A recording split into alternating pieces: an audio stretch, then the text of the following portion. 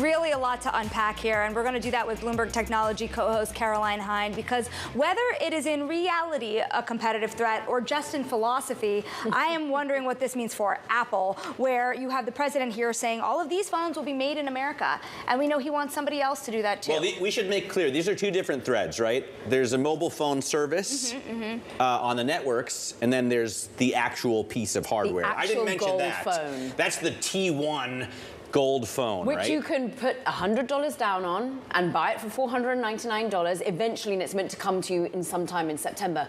Who is making or manufacturing these phones? We don't know, because thus far we don't have really any phone manufacturing here in the United States. There is like one or two offerings that cost usually thousands of dollars because, well, the cost of doing business here is high. But clearly they want to put a stake in the ground to say you can manufacture here in the US, you should, and you can get it in a gold T1 version. But also, as you say, this is about offering for, what is it, $47.45 per month, across the United States, of application of phones being able to use the underlying infrastructure of T-Mobile, of AT&T, of Verizon. But this is what we call like these mobile virtual operating networks. These are huge. You see them everywhere. You talk about Mint-Mat a lot, but we've got basically hundreds of these virtual operators already here in the United States. Google Fi, for example, you can use as well.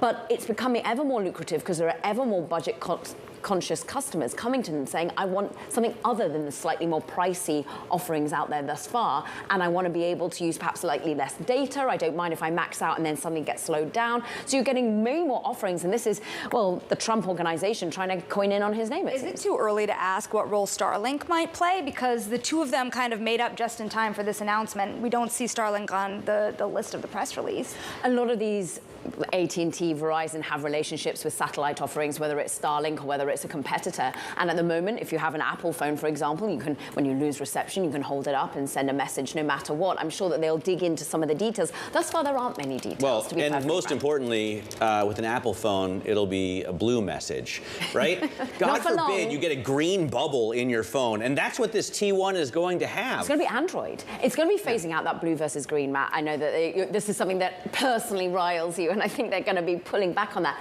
But you're right, they are offering Android, and I think actually that's the real competitive threat here. Look, an iPhone SE is about the similar price point, but really this is going after a Pixel 8a. This is a lower price $499 phone.